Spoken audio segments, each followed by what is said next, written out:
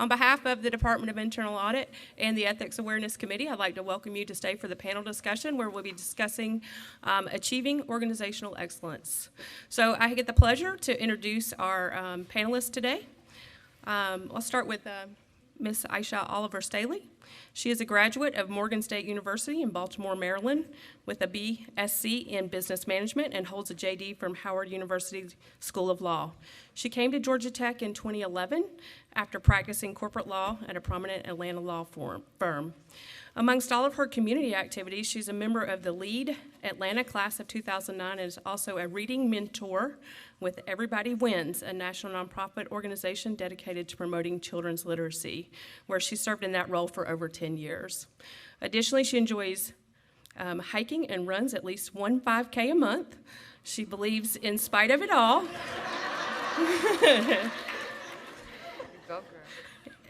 in spite of it all, it's absolutely a beautiful world. Please welcome Aisha Oliver Staley.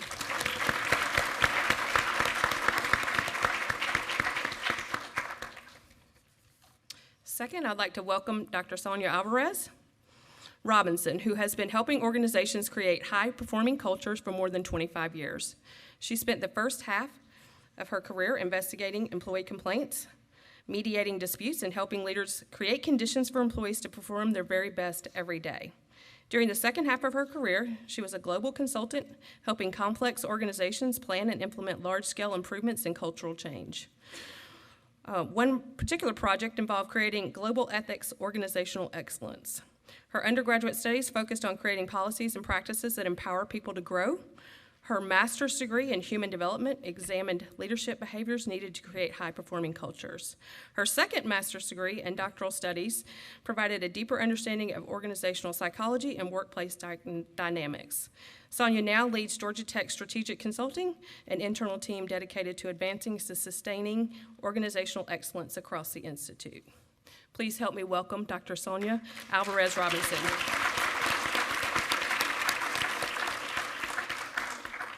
And last but certainly not least, I'd like to introduce Dr. Steve Salbu, who is the Cecil B. Day Chair in Business Ethics.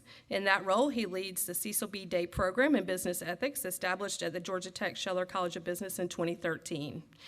Dr. Salbu is a professor of law and ethics, joined Georgia Tech Scheller College of Business in July of 2006 as dean, and the Stephen P. Zelnak chairholder positions he held until July of 2014. During his tenure of dean, numerous advancements were made, including substantial faculty growth, the endowment of numerous faculty chairs, professorships, scholarships, fellowships, and the naming gift branding Scheller College. After 8 years as dean, Dr. Salbu elected to return to his research and focus on leading the Cecil B. Day Program in Business Ethics. Please help me welcome Dr. Salbu.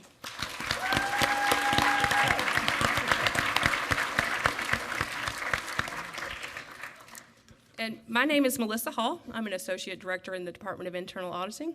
I've been at Georgia Tech 8 years and proud to be here today with this prestigious group. So our format for today is we do have some prepared questions that I think will answer some of the questions that Dr. Peterson began our conversation with today. And hopefully we can then follow up and have plenty of time for questions and answers from the audience. So I'll begin. The topic today is ethics and ethical leadership. And one of the issues that we heard previously is, kind of wanted to state that ethical behavior looks different to everyone. So I wanted to pose it to the panel and say, really, how do you define ethical behavior? So let's start with Steve. I actually gave an answer in the whistle to that exact same perfect. question. And I kept that one at one sentence, which is, I define ethics as the difference between doing right and doing wrong, and that's the end of my definition. So some of the other panelists may have something with more depth and texture. Short and sweet today. But right versus wrong. Doing what's right and not what's wrong.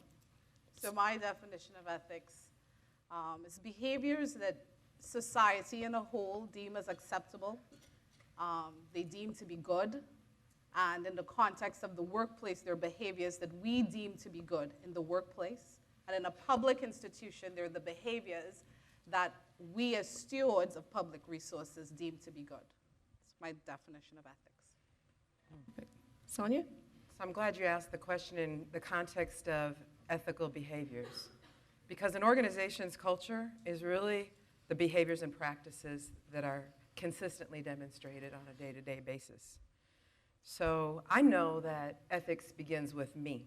And so at the end of a day, when I look in the mirror and I'm getting ready to, wrap it up, I have to ask myself, the questions about my own ethical behavior. Did I give my employer what they paid me to do? Did I take care of the people that I'm responsible for leading? Was I impeccable with my word? Did I tell the truth, even when it's uncomfortable, but in a way that is loving and respectful to the people around me?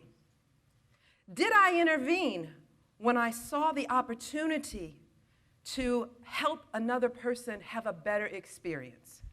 So those are the kinds of things, when I think about ethical behavior, there's a lot of nuances to it. Yes. But it always begins one place. Thank you. Following up on that, I'd like to pose to the panel then, the concept of ethical leadership can be interpreted many ways, as we've just heard. What 3 key characteristics do you think are most important for ethical leaders to possess? And how do these key characteristics translate into ethical behavior in our practices every day? Okay, I'll begin. Sonia? Aisha? I'll start. I think ethical leadership, honesty is one of those that I would expect of an ethical leader. The ability to tell the truth, the ability to deal with people fairly, the ability to make decisions without fear, without favor, but in an objective way. Transparency is another one that I would expect of an ethical leader. If you're doing the right thing, then unless there are personnel or other reasons that you should not share particular information, or legal barriers, or maybe even ethical barriers to sharing information, that your conduct is something, if in the light of day, if it comes to the light of day, it's behavior that is acceptable, it is behavior that society and the public will deem to be good behavior. I think integrity is another one. That ability to sort of stand in the fire and deal with the challenges in a responsible way, to create a culture that supports that type of behavior throughout. So integrity, honesty, accountability, but I don't want to take up all the words. I want to give the others a shot. So 3 characteristics that come to mind as I look back over 25 years in organizations, and where I see the healthiest environments are led by people who have 3 things: self-awareness, confidence, and empathy. And let me break those down for just a minute. So this notion of self-awareness, it takes an extremely intentional effort to understand the way that you're viewed as a leader through the lens of others, through the eyes of others. Now, like Melissa mentioned, I spent a lot of my early career investigating complaints. And as part of my master's thesis, I examined those complaints, and I said, on whole, what is the common thread? And in most cases, it was a lack of the leader's ability to see the impact of their behaviors on others. There's this disconnect between intention and impact. And sometimes, even when we have good intentions, the effect of those behaviors on other people is not what we intended. So in order to know that, we have to be aware. So one of the really exciting projects that I worked on early in my career here at Georgia Tech was working with President Peterson on his leadership feedback and helping to get feedback from a number of different constituents and helping him to get a view. And one of the, I'm sorry to put you on the spot like this, what was really impressive about me and just really hooked me into this organization was the willingness to act on that. And to not just look at the things that were favorable, but to say, here's what I want to work on, because I want to get better. And every leader needs to stop and take a pause and get input from their people. And so if there are calls that are going into third-party sources, then the leaders have an opportunity to do some self-reflection. So self-awareness is one. The second one, around confidence. If I don't believe in me, then I can't believe in us. And sometimes, if a leader is not confident, they will not allow themselves to be vulnerable. And vulnerability and transparency go hand in hand. So a leader who has confidence is not afraid to make mistakes, not afraid to admit when they're wrong, because they're confident enough in their ability to help their people move through difficulty. Because on the other side is growth. We grow through what we go through.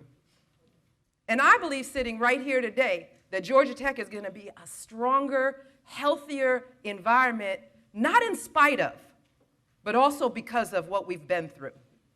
So confidence is key. And the third, empathy. When we are going through difficult times, when we are experiencing change as a community, we have to appreciate and recognize that each of us are going to feel it differently, depending on what else we've got going on in our lives, depending on the other things that we've been through before. We all come with a history. So the golden rule of treat others as they want to be, as you would want to be treated, goes only to a point, because we don't walk in other people's shoes. The platinum rule is that we treat other people like they need to be treated. And that's what fairness and equity is about. So when I think about empathy, it's also about when people are going through difficulties in their lives. As a leader, it's our responsibility to appreciate and understand them as a whole person, not just the functions that they perform or the job duties that they're responsible for. Yes, we all need to be accountable to do our job, earn our check. But we can hold people accountable in a way that is empathic and loving.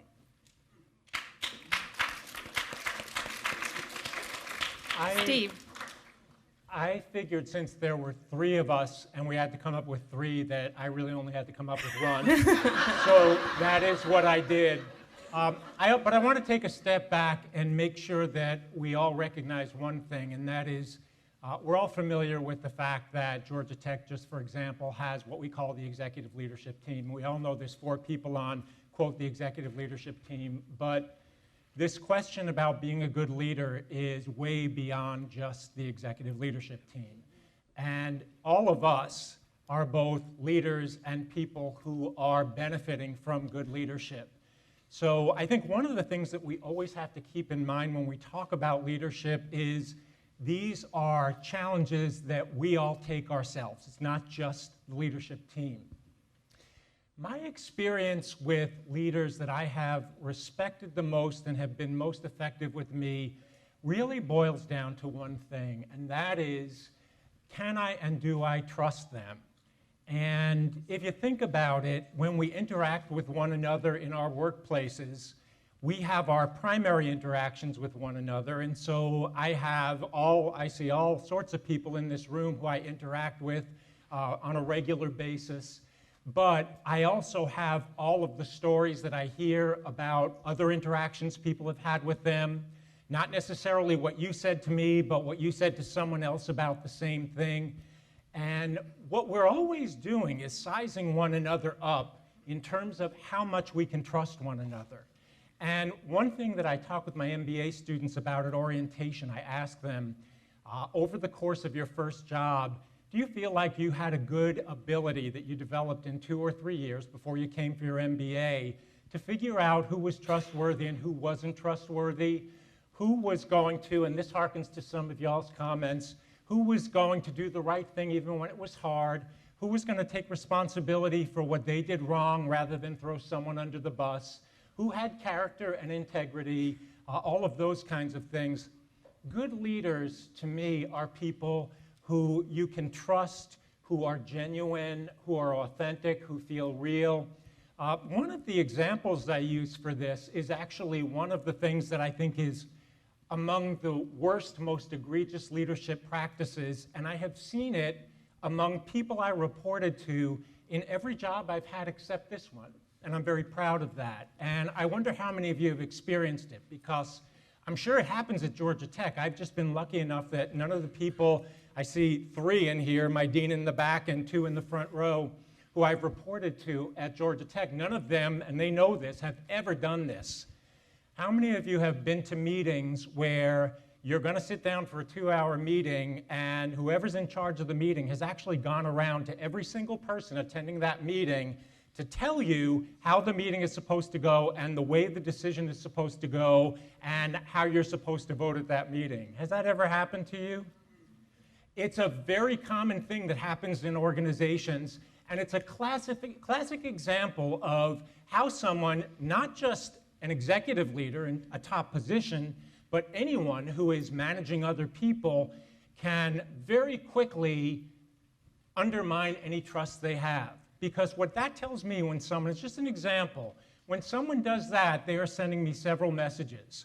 One message they're sending is, I am pretending that we're doing one thing here, that we are having a collaborative decision-making process, but in fact it's all a sham. I am pretending I care what you think, but I don't. I'm very autocratic, and so even though we talk about diversity and how important it is to have all the benefits of a wide variety of viewpoints, I sat in my office and figured out where this is all going to go. And then I went to all of you to get you on board. Every time that has happened to me, I have thought, I don't trust you one iota. And it's those different kinds of experiences that pile up that give us all these impressions that are very accurate of one another and whether we're trustworthy. To me, what makes for very trustworthy, very good leaders, and I'm very proud that the 3 people in this room I've reported to fall very much in this category, is, do I trust them? I'll give you just one more quick example, and they all know it. Every one of those 3 people has had me go to them with concerns I've had, often ethical concerns. And that's hard to do, and it's one of the things that we really have to make sure we're addressing here. Are all of us comfortable going to the people we report to when we see something wrong? That is not easy. That is a very hard thing to do. If you are comfortable doing that, it says an awful lot about the people you're reporting to. Because I'll tell you, if I had any doubt that it might come back and bite me in the butt, I would have said, you know what? It's more trouble than it's worth. I'm not going to my dean, not going to my provost, not going to my president. But all 3 of them know I have been very comfortable doing that.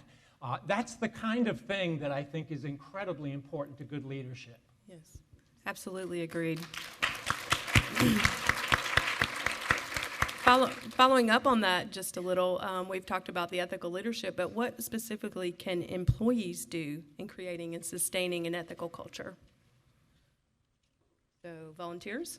Sonia, you want to start? Sonia? Sure, I'll start. Well, there's a couple of examples that are happening at Georgia Tech that really stand out to me. And when I think about leadership, there's positional authority and leadership, those who are designated leaders. But then there are those who lead, who really have followership, who have built social capital, who have deposited sufficient funds into the bank of goodwill that people will work with them in moving an agenda forward. And I think that when I see the folks that are active in the staff council, it's so impressive to me. Do we have staff council folks in here? And also the candidates. Let's stand up. We'll just recognize them for their service and their willingness to contribute. Thank you. Okay, because these folks, they have big jobs. You know, they have a lot to do that they're responsible for, and that doesn't go away. But they have taken the initiative to demonstrate a willingness to contribute to helping to improve our campus environment and the experience of the staff across the organization.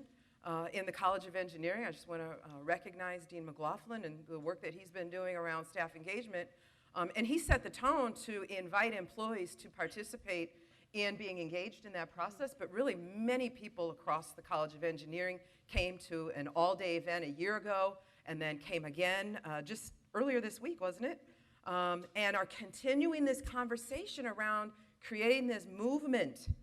And we have a tremendous opportunity, whether it's through our employee resource groups, which are a great way for us to connect with each other and really begin to, or continue this journey of influencing a healthy, positive, cohesive, collaborative community culture here at Georgia Tech. Awesome, thank you. Aisha? One of our Ethics Week values is community. And it dovetails really well with one of the USG's values, which is respect. So when asked how can employees exhibit ethical behavior or further an ethical culture, I think about the ability to build a community because we respect each other regardless of our professional status or professional station here at the Institute. I think what that leads to is if I respect you and I recognize your inherent dignity to do work and to operate in a fair environment, I will treat you accordingly, regardless. And that treatment will transcend whether it's hiring practices, promotions, how we conduct business with each other and with others outside of the Institute. So one of the ways that I think, one of the most important ways, and that happens laterally and it happens hierarchically, is that we treat each other with respect. We treat each other the way that we would want to be treated. If I am in a position and I am not doing a good job at it, respect says that my manager should tell me immediately that I am not doing a good job and offer me ways that I can become better. Respect says that I listen to what my manager says because I trust we've created a community. I trust that my manager is only acting in my best interest and in the best interest of the community. When that respect breaks down, that doesn't happen, and you see a rise of ethical complaints. So what we have to work on is rebuilding community and working on community. That's what employees do. We treat each other and we regard each other in the light most favorable to the person speaking to you. That when I'm speaking to you about something, or I'm sharing a detail with you, or I'm asking you a question, that my intentions are good unless I prove otherwise. It's easier to be cynical, and it's easier to say, I don't trust what this person is telling me. I don't trust that we're trying to rebuild community. And when we do that, we break down the ability to create an ethical culture. But if we start treating each other with respect, that respect will go a long way towards building an ethical culture as employees together. Great. If we're looking at what employees can do, let me start with what leadership does again, and then talk about employees. And this comes from cases that we've seen in ethics where there have been ethical problems. From the organization standpoint, one of the causes of unethical behavior is when there is a culture of high fear. So ask yourself about the leaders who are leading you, and ask yourself, are they leading me by fear or are they leading me by inspiring me? And one thing that we'll discover is that when leadership happens by fear, there's a greater likelihood of unethical behavior and illegal behavior. You see it in all the big business ethics scandals. When it happened at Enron, people were scared to death, and hundreds of people were doing unethical things that they wouldn't have thought of doing otherwise, but they were petrified. That culture of fear breeds crazy things that happen. If you read about the Wells Fargo problems that they had, where there were many employees, thousands of employees who were fired, and what was going on there was the creation of accounts that were not authorized by the customers because the employees were feeling this tremendous pressure on them. And so there was a tremendous amount of pressure and fear, and you saw something that you would think would be inconceivable. How do thousands of employees engage in something that is so clearly wrong? So on the one hand, we have to recognize that if there's a climate of fear, it does make it more likely that we're going to see unethical behavior. That being said, I alone am responsible for my own decisions, regardless of what climate I operate in. Now, I've already alluded to the fact that for me, at least at Georgia Tech, I've never felt like I operated in a climate of fear. But that's me reporting to 3 people. When someone had mentioned a cancer earlier, I am sure that there are some pockets where there are problems. I don't see this as something that's pervasive at Georgia Tech. I think our culture is, by and large, excellent, But I think where that question may have been going is that we saw some people who were removed from Georgia Tech, and there may have been pockets below them where there was leadership by fear. Part of what we have to do as individuals, if we're confronted with these horrible pressures that can happen if you're in one of those little pockets where there's fear, of course, we have to try to find those and get rid of them. We have to try to make sure that no one is leading by fear. But we have to try as individuals to have the courage to do the right thing under difficult circumstances. That's not easy. And those of you who are familiar with social psychology, you're familiar with the Milgram study, which talks about how much human beings tend to obey orders. It was really done as an explanation for the Holocaust. How did such atrocities happen in the Holocaust? Well, Stanley Milgram theorized and demonstrated that a lot of people will do a lot of horrible things just because they're told to do it with a little bit of pressure.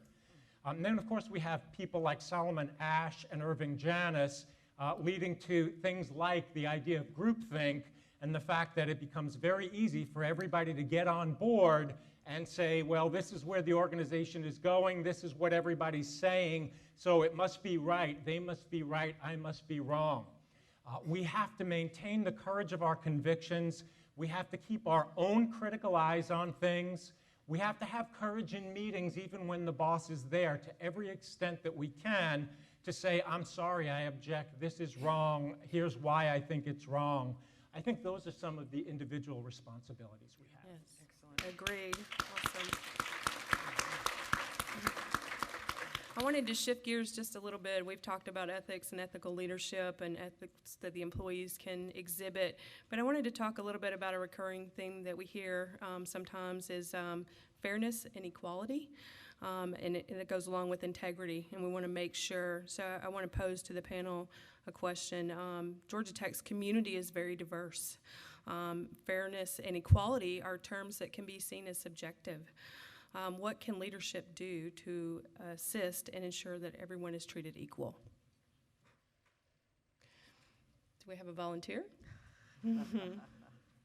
Fairness. Fairness means you give everybody a reasonable chance at thriving. I think I heard that word mentioned today. A reasonable chance at thriving. That reasonable chance can be based on whatever criteria you establish in this community here at Georgia Tech, in the wider community if we're talking about a broader cross-section of community. But it's giving a person, each person here, a reasonable chance to thrive. And what that looks like is avoiding our sometimes predispositions to favor a particular person or a particular type of person or a particular type of skill set included that qualifies for a particular position. A lot of times, sometimes myself included, we're human beings and we gravitate to certain behaviors and certain personality types, and we think through something, and I think most people here would think through critically if in a hiring scenario or a promotion scenario, we think through critically what we're looking for in that particular position. We'll do that. We'll use that as an example. I think fairness says that once you've done that, that you understand that you do have a predisposition, me included, to what I would like to see in that position. And that might be somebody that I enjoy working with. It may be somebody that I've met somewhere that I would like to hire. It's somebody who I've spent a lot of time with and I would like to see them benefit from an opportunity that I have the chance to provide. Fairness says that I step back from that, that I am self-aware that that exists in every one of us, regardless of creed, color, station, everything. It exists in all of us. That predisposition to move towards the thing that makes you feel the most comfortable. Fairness says I step away from that, and I try to assess this situation objectively, or as objectively as I reasonably can. So in this community, fairness says when given the opportunity, or given a chance to provide opportunities, based on whatever criteria I've established, based on whatever needs that I have for my respective units, that I take a step back and I ensure that I am offering this opportunity to anybody who can have the chance to meet, anybody who can meet the criteria, regardless of my predisposition. Now, that also means there is a chance that the person I'm predisposed to may be the best person, but that still does not say you don't give everybody a reasonable chance to compete for it. That is fairness. Agreed. Steve? When I came here as dean in 2006, I remember meeting with my faculty and doing what I thought we needed to do, what I thought a dean needed to do to really be committed to diversity and to build a diverse faculty. And that is, we talked about it a lot. We sat, we had meetings, and I was delighted that everybody was on board. There didn't seem to be anybody who didn't appreciate how important a diverse faculty was. And then we did some aggressive faculty hiring, as you had mentioned, and 2 years later, I called Archie's office in Institute Diversity, and I said, I talk about it all the time. I've got a good sense that everybody is on board for it, and we're not doing it. What's going wrong? And that was truly eye-opening. And what really was my lesson at that point was good intentions get you almost nowhere in terms of diversity. Because we were hiring faculty, the faculty were all saying, well, yeah, if we have two candidates and we love both of them and one will make our faculty more diverse, we'll choose that one over the other one. But that situation was never happening, and we were missing a whole bunch of really important basic things. So first of all, was I asking the search committees to show me their roster of people that they had? Who did you come up, what's the pool? No, I wasn't asking to see the pool. Was I asking, how did you develop that pool? Where did you advertise? Did you advertise in places that were most likely to bring a truly diverse pool? No. Are you having conversations with people you may know with recognition that those relationships may have hidden biases, but to try to make sure that a diverse pool of people are aware of the position? No. We had so little diversity on the faculty that they then asked, well, what are you doing when the candidates come to demonstrate that they're going to be comfortable here, even though it may be the first African American on the tenure track that you have right now, or even though you only have less than 20% women?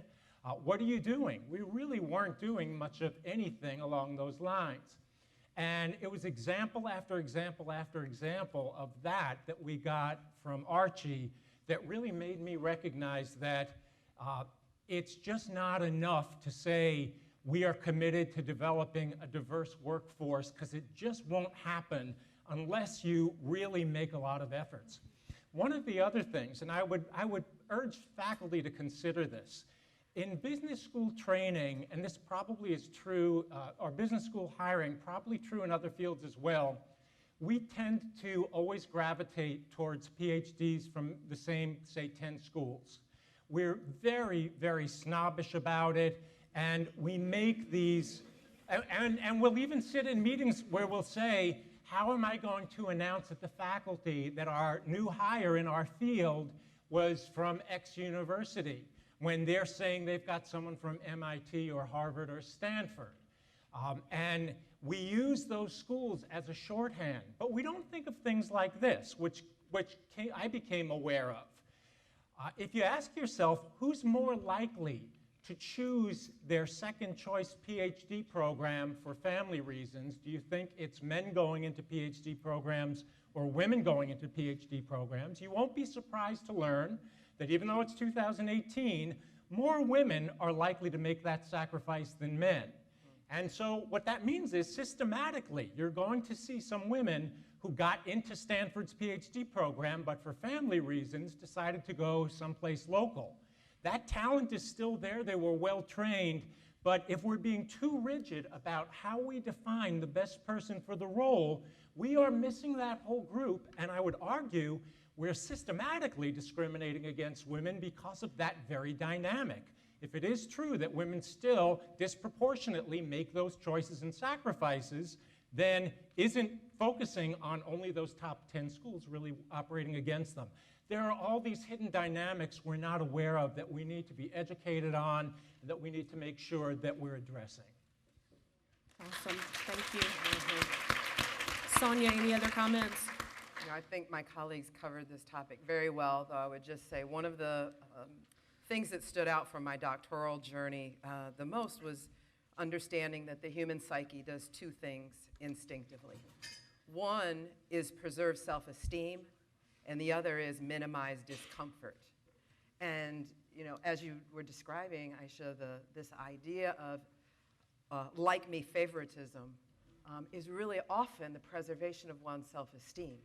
This concept of familiarity, comfort, and trust, we tend to automatically give trust to people who seem the most like ourselves. And so when we think about that in a community context, who we trust or who we decide not to trust.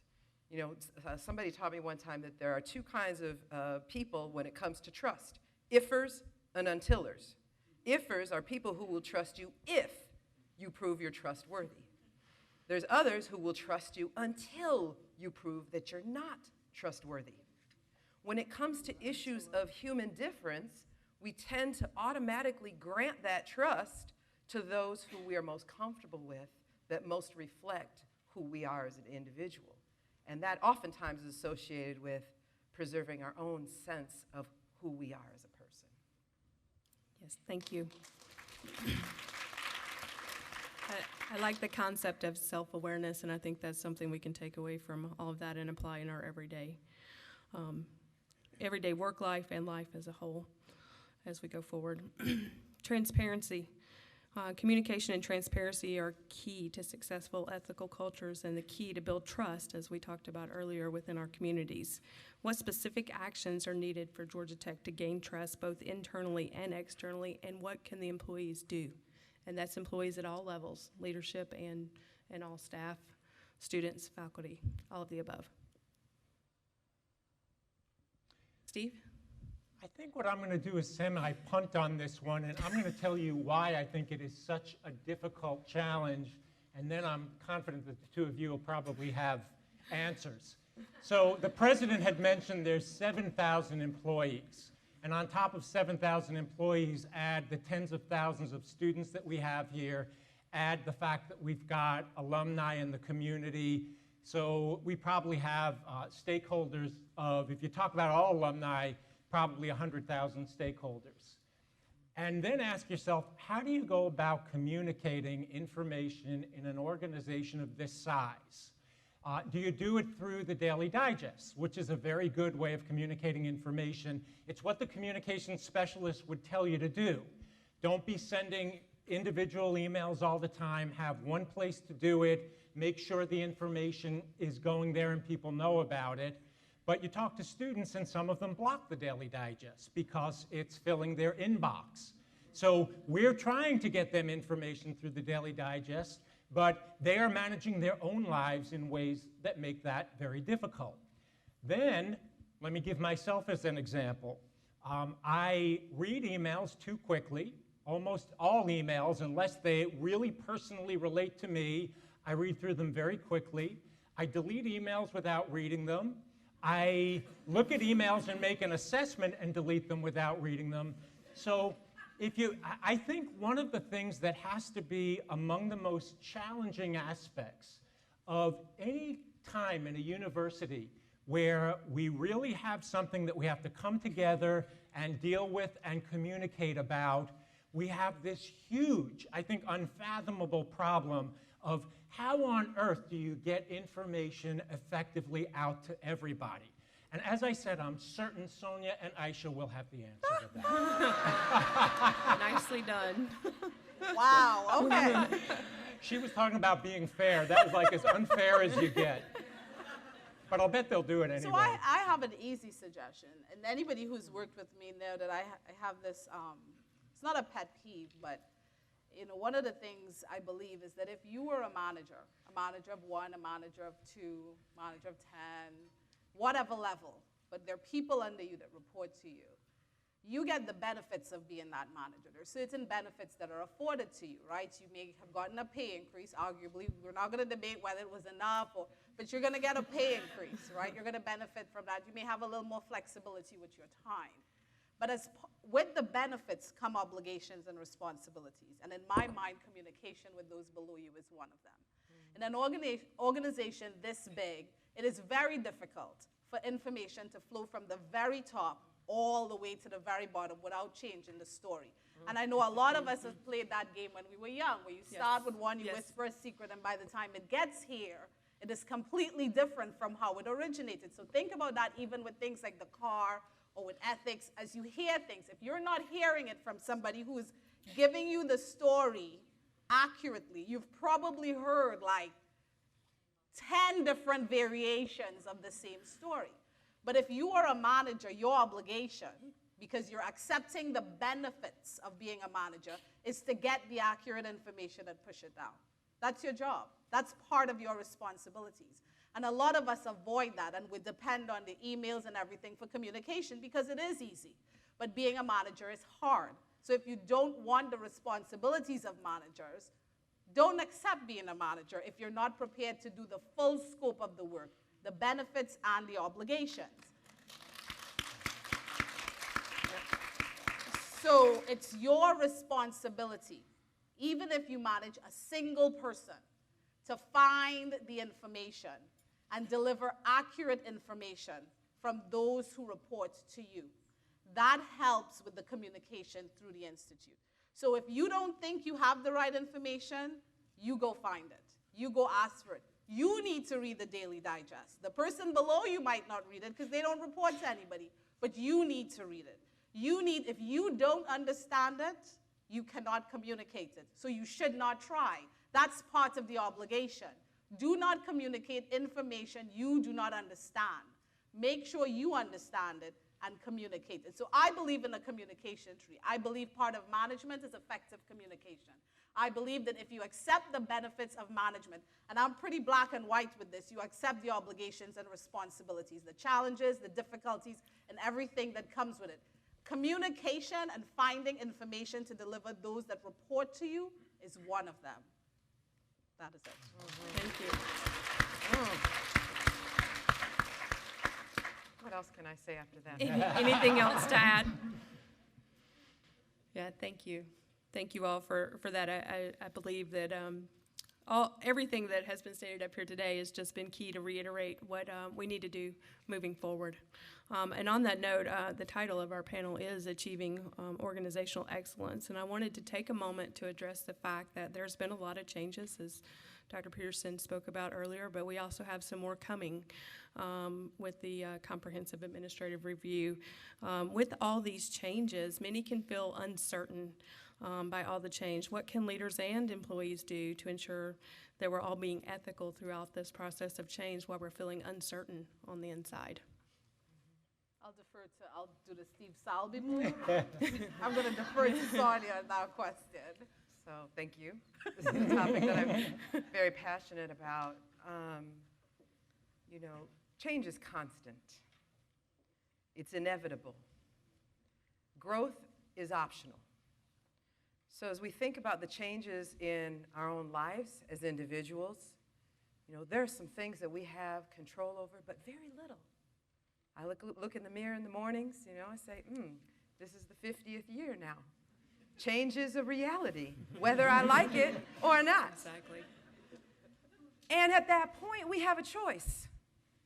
We can, number one, figure out how do we make the best of this change. So I decided to be a Fab 50 this year. Make the best of it. We can resist it, or we can flee from it. So as individuals, we do have choices. And the things that I've learned over the course of my life, experiencing many changes outside of my control, I've been reorged out of my role. I became a widow in my 40s. I have lost things, experienced grief, experienced turmoil. And through those experiences, I have learned that it's never as bad at the end of it as you think it's going to be. So part of it is also having a belief in yourself that not only can you get through it, however hard it might be, you will get through it and you will grow and learn through it. Now that's at the individual level. I've watched many organizations go through lots of changes. And one thing I know about organizational resilience, it is contingent on the collective capacity of people to stand together. I love the idea that our Ethics Week values around community, transparency, and integrity compel us to think about our responsibility to each other as members of this community together. It's about how do we look out for each other. Now, I didn't see the word accountability. And I think oftentimes we steer away from that term because we think about it in terms of, I'm going to hold you accountable. But it's really not about that. It's about how are we accountable for each other, have a collective experience. So for example, my neighbor called me the other morning. She said, hey, I noticed your garage door is still open. Did you mean to leave it open? She was accountable for my stuff. You know, and so as we think about organizations going through change, how do we help each other move through it? To Aisha's point about communication, you know, we will fill in, as human beings, the blanks. And oftentimes, it's instinctive. It's very natural for us to fill them in with our worst fears. Fear, uncertainty, and doubt.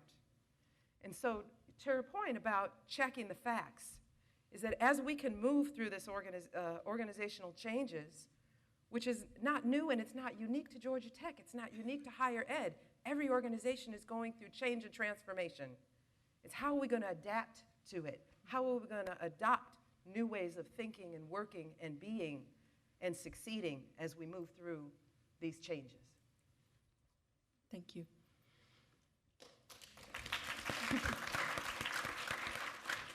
Anyone have additional comments to add to that? I'll just add a little bit, and it's very much along the lines of both your comment, what Aisha said before. Most people are uncomfortable with change. So the majority of people kind of, in a lot of ways, especially at work, would like things to stay the same. So change causes us anxiety. When we have change and it's related to some kind of trauma, and we could look at what happened this summer as some level of trauma, I would say much lower level of trauma than many of our peer universities go through in the past few years. We've seen some of the horrible things, but there has been some of that. Part of the problem is that the uncertainty leads us to anxiety. And so what we look to our organizations for is information, answers to our questions, and reassurance about anything that we're anxious about in regard to the change. It's one reason why I think the session that you all had with the president before, where you were asking your questions and answers, is so important. It's also a reason, incidentally, I was delighted to see that during Ethics Week, there's not one, not two, but 3 town halls that are being held by the president. I think those opportunities for people to voice what they're concerned about, their fears or their questions, to let people know, the leadership know where their anxiety is, and for the leadership where they can to reassure us, I think is very critical. Thank you. I wanted to follow up. We have addressed basically the main areas: ethics, fairness and equality, communication and transparency, and organizational excellence here today. We do want to open it up for questions. I would ask that we address, identify who you would like to answer your question first, and the others can chime in as needed. But before we get to that, I wanted to follow up on something that I heard this morning, and it's very close to internal audit, obviously, is the amount of ethics point complaints that have come through. I'm going to ask Aisha to speak to that for a moment about how those are being handled. And one of the factors that was mentioned was how are we tracking on those hotline complaints, and what are we doing about trends that we're seeing in that. So I would like to ask Aisha to speak on that for a moment. Okay. So I'm mostly adding to what President Peterson has already said. So as has been shared, since July 1, the ethics point complaints have come in, 140 complaints that are being triaged. The triage, there are two types of triage sessions that happen. There are triage sessions that happen with the USG, and there are triage sessions that happen internally. In those sessions, OHR, internal audit, ethics and compliance, legal affairs are all participating in those triages and allocating the cases, assigning the cases as we see fit, and determining the best way to handle those cases. Sometimes the best way to handle is internally, sometimes the best way to handle is using some of our external resources, and a lot of that is driven by volume as well, increased volume, and the willingness to try and get this done. One of the things I want to share about those triages is that everybody who participates in the triage, I want to communicate that everybody is committed to finding the best answers and the best solutions in all the units that participate. They're also committed to moving these cases through, but dealing with them fairly and with integrity, and sometimes that takes time. So I am sort of new joining the triage group, but from what I have seen, and of course, this relies on you trusting me to tell you this, is that there is a commitment by everybody involved in the triage, the leadership that guides us through the triage, to get through these cases, to review these cases thoroughly, and make sure that we're addressing everything and being fair to both the person who has complained, but also to the person who the complaint was made against. We're making every effort to do that. We're not perfect. And there are times that we will make a mistake, or there are times where something may slip. We're working really hard not to have that happen. But when that happens, or if there is an issue or concern, we revisit. We take a look at the facts a second time. USG sometimes may step in, and they may take a look at the facts according to who is involved. But those cases, we're moving through them. I want to assure you. We are looking at hotspot areas where there may be areas where we see complaints coming in. We're trying to make a decision on whether it's a localized issue, a personality-driven issue, a unit issue. Those type of assessments take time because we don't want to, maybe 3 complaints come in, 4 complaints come in, and the unit is the school of engineering. We need to understand, and that takes time, whether this is a school of engineering problem, is it a unit problem, is it a management problem, is it a faculty? And that takes some thorough assessment before we can come back to you and say, this is where we are. So we ask for your patience as we move through these. We also move through these with the knowledge that we're trying to restore public trust. Yours and the wider public, Joe Public, I like to call him, but they should be Jesse Public too. But Joe and Jesse Public, we're trying to assure them as well. We understand that we're under that spotlight. So in moving through those things, we're thinking about all those different forces that come to bear when we issue a report. And we want that report to represent Georgia Tech and the university system well. So this is how we move through the cases. We are looking at hotspots. We are looking at if there are trends emerging. And we're taking action. Not all action that we can broadcast, we're taking action on this particular issue. But one by one, you'll start to hear, some of you have already started hearing, where we're making little cuts, little incisions, little incursions, trying to gather more information based on what we've seen on Ethics Point. So Ethics Point is working. The other thing about Ethics Point is sometimes we see things, as the president mentioned, the score settling. And as we continue to build our community and restore trust in each other where it may have been broken, it's not broken everywhere, we still encourage conflict resolution. That is another obligation and responsibility of management. If you accept the benefits of management, another obligation of management is dealing with conflict and dealing with it immediately and accurately and fairly, because a lot of what happens is when it's not dealt with, it starts to bubble and it bubbles, and 3 years later, we have 4 ethics complaints about a single incident that could have been addressed sort of through a chain of management, reports and management. And some of that score settling is somebody who believes I was wronged and nothing was ever done, when a simple fix, a conversation, a coaching plan, a management plan could have helped us avoid that situation. So there's some of that we have to rebuild culturally, understanding what being a manager means. And as we go through Ethics Point, we're assessing those things too. And then over time, we'll make a case, a presentation to the president and his cabinet saying, here, this is what has unfolded on the past 3 or 4 months of review in Ethics Point. But that takes time. So we ask for your patience, and we also ask, and we're not entitled to ask, but we ask that you view this process in the light most favorable to us. that we are not in this arena, anybody here, anybody in leadership, trying to deny anybody their integrity, trying to not be compassionate, trying to not be fair to you. There is a lot of effort being made to do that and having different eyes take a look at the problem.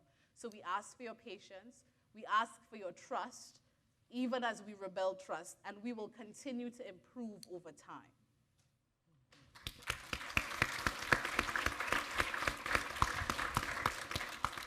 Thank you. Thank you, Aisha, for addressing that. I know it's something I hear on a daily basis, so I like to get that message out, and Dr. Peterson to follow up on a little more detail there. So I do want to open it up for questions. I know we have microphones in the back, and it looks like we already have a lot of people interested in questions. So.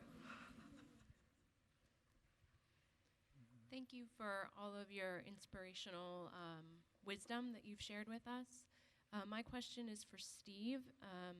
What advice do you have for Georgia Tech staff, especially hourly workers, to give them the confidence to report ethical concerns? I appreciate you sharing your experience of being comfortable speaking up to your supervisors, but could your experience of safety be connected to your position of power and status as an endowed chair? Yeah, and that's a great question. And first of all, let me say yes.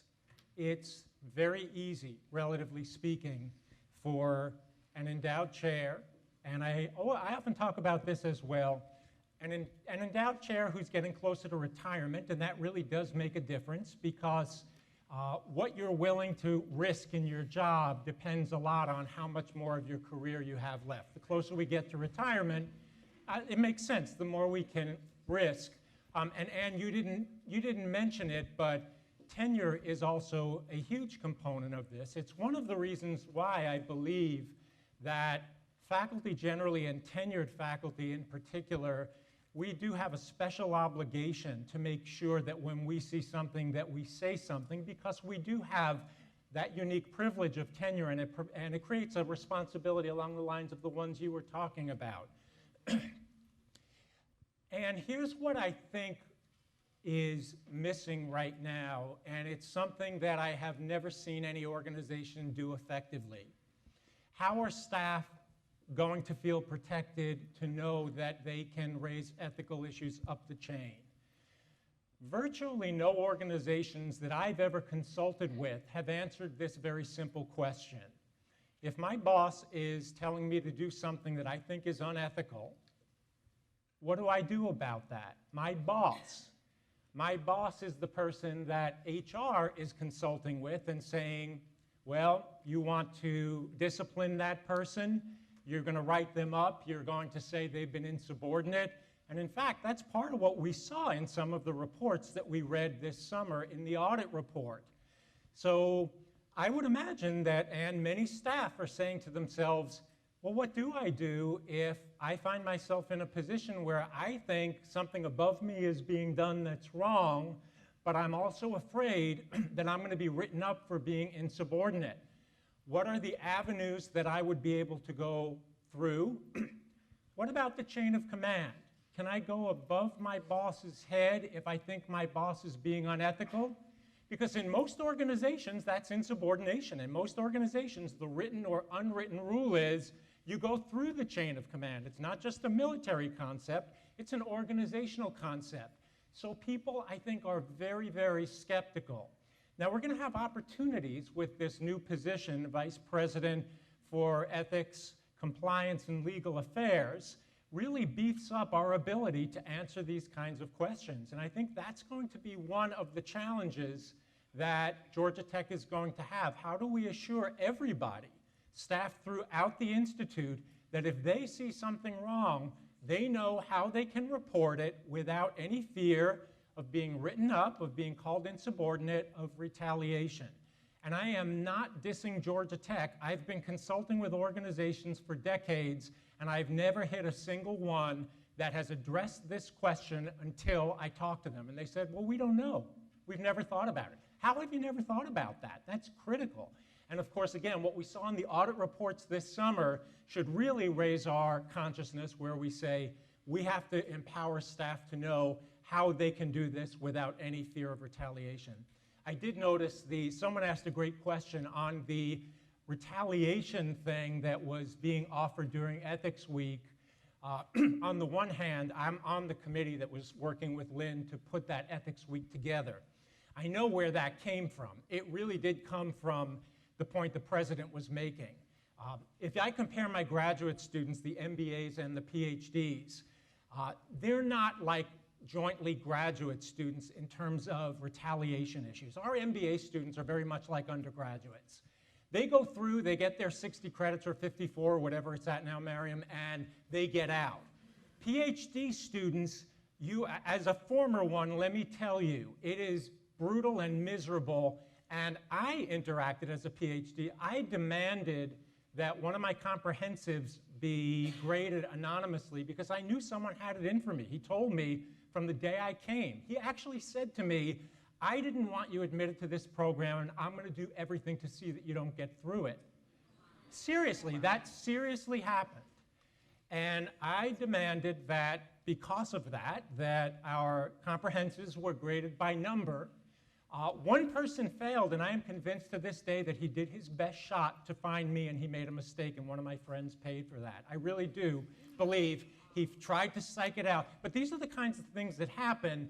So incidentally, that's why we have a special section for PhD students. It really is something where there's so much idiosyncrasy in whether you get through or not that it's a huge ethical minefield for students everywhere. But retaliation is an issue that staff worry about too. And I think that more than being able to advise staff on what to do, what I would say is I think we need to make a commitment that we make sure that we make this a safe place for staff to know how they can safely raise these concerns. Yes. Thank you. I believe we had other this questions? question's for Okay. Sonia, I believe, would be the best to answer it. How do you sort of, if you could offer some insight into how to deal with the mixed feelings that you have about working for leaders for a decade or more who have done really great things and changed the organization and then have ethical lapses and get let go. And there's sort of individually and organizationally, how are we supposed to reconcile that? That's a great question. So there's an experience of grief and loss that you have when there's this concept called the psychological contract that you have with someone, this connection. And the reality is we're all works in progress. And sometimes we make decisions that we can't recover from. And so we have to take it on the whole. Yesterday we were having a conversation with one of our students, and we were talking about the changes in the organization, and we asked him, how have the changes been impacted the students on this campus? And he said, we're really not paying attention to it because we've got to focus on getting through our work and focusing on our classes and doing our homework and getting our studies done. And it just reminded us that as we're going through these transitions as well, we got to keep our eyes on what we're here to do. Maintain a focus on mission, irrespective of the things that are challenging in our organization or decisions that other people are making. Now that said, I mentioned accountability, and I think this is a tremendous opportunity for us to continue to hold ourselves and each other accountable as we move through, deliver on our mission, is maintaining that focus on what we're here to do, which is to provide amazing experiences for our students. So I don't know if that answered your question. It's a difficult one, but recognizing that we do experience loss when our colleagues who do good things make decisions that are irrecoverable. We just have to keep going. We have time for a few more questions.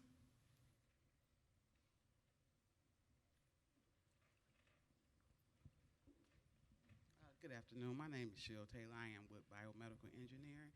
And my question is trust. How can you trust a manager who have went to other staff members and spoke negatively about you? For example, in my case, my manager went to 2 other staff members and said, they were talking about whatever, and said, well, give Sheila Taylor enough rope to hang herself. How do you handle, how do you function and continue to do a good job? Because I love my job, contrary to what people may think. Sheila Taylor, I love my job here at Georgia Tech. I love supporting the faculty. They're doing great work here. And I just would like to know, how do you function in an environment like that? So I will take that. So I'm going to answer the question broadly and not restrict it to a particular personality unit, etc. When trust is broken, it is very difficult to restore, so that is true. When you're in a situation where that trust has been broken between a manager and an employee, the best I can encourage the employee to do is you still have a job that you have to perform in the way that you know you should perform it. And there's this thing I tell people, the behavior of other people should not impact how I behave, how I know I am supposed to behave. And then as we build this ethical culture, it now becomes the responsibility of the institute to figure out a way, if trust has been broken due to an unethical behavior by a manager or illegal activity by a manager, it is on the institute to have mechanisms to root that out, to assess it, triage it, and come to a conclusion about what needs to happen in that unit. That's how that would work. But I never want employees to believe that because my manager is a bad actor, then I do not need to do my job. Or because somebody else is a bad actor, that I don't do my job. Because it diminishes your own credibility when you're now presented with, why is this person behaving in a particular way? So you want to continue to behave and act and treat people the way you want to be treated, which is very difficult if that person is not treating you the same way. But it is still your responsibility. If your parents were here, or if they are here, your parents will expect that of you. That's what we expect of our children, that regardless of what people may do or pressure you to do, you act as you ought to act, regardless of the person around you. And then you trust, or you find ways to network or trust the system established around you, or create a system, support a system around you that can facilitate the ability to move those people out of management if that is truly the case. But those people also get a hearing as well, because sometimes if we're viewing people in a light most favorable to them, and I'm an until you prove otherwise, I believe in people. I think people are awesome until you do something that shows me otherwise. And even when you do that, I still give you a chance to self-correct, because I think people can self-correct. Whether that's a flaw of mine, I accept it, that is who I am. So, but I think in those type of situations, the goal is to give everybody in that situation a hearing. But in giving you that hearing, it does you no benefit to have behaved poorly in response to somebody else's behavior, because it diminishes your ability to make your case credibly to those of us tasked with evaluating it. If that makes sense. Thank you. So if I could add to that Oh, just a little yes. bit, Melissa, just on the front end of that also, I think one of my observations in being here for 4 years is that there's a great variation in the capability of managers to give critical feedback. And so that is really a behavior that is reflective of integrity, is being able to give direct feedback to individuals specifically about where they can continue to grow and develop in terms of their contributions and their performance. And so we don't do anyone any good if we withhold that feedback, or we wait until the 1 year comes around, or we just put it in writing, or we talk to other colleagues about their performance. we are all works in progress. Not one of us doesn't have room for improvement. And part of being in a community is that we give each other that feedback.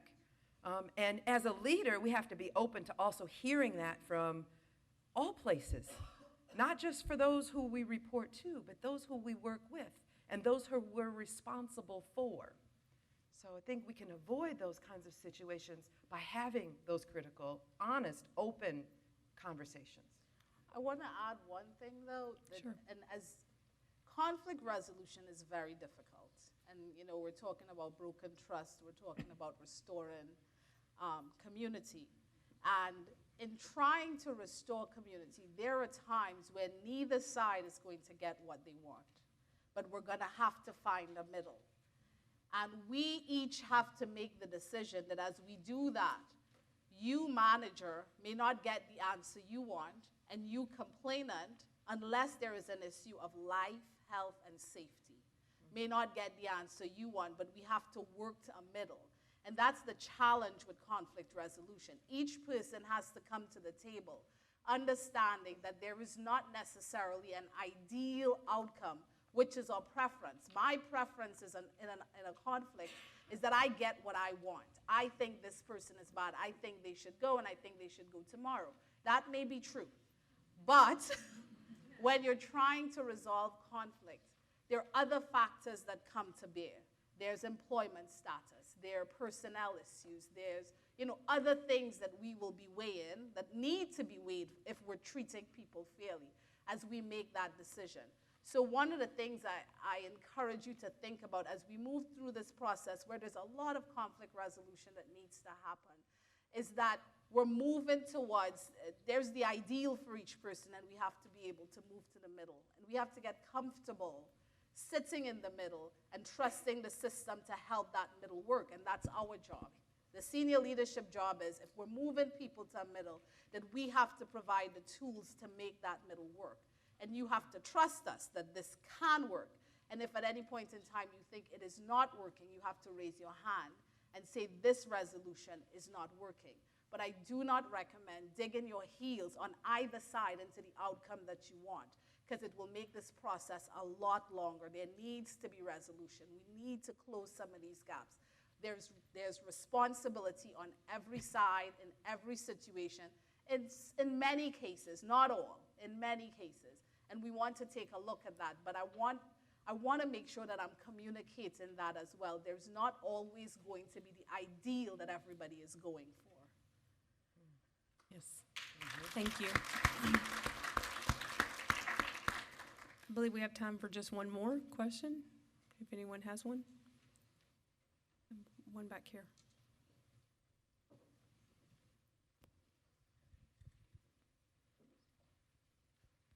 If I may, it's not a question that I want to ask. I just wanted to piggyback off of what was said to the young lady that just had the mic, and all that you said was on point to her. I just wanted to add that when you kill a person with kindness, regardless of what is being said or done to you, and you walk in that of how you would want to be treated, you will confuse the enemy. The enemy get confused when they don't understand why it's not affecting you. So walk in knowing that that doesn't affect me. I'm going to do what was just said from the platform, your job, and watch the enemy be confused. Wow. Thank you. Well, on that note, I do want to thank everyone for being here today. Thank you, Dr. Peterson. Thank you to our panel. We do have a full schedule of all the Ethics Awareness Week events next week on the table you may pick up on your way out today. Take everything we've learned today and go back and put it into implementation. And let's create a great organizational excellence place to work. Thank you.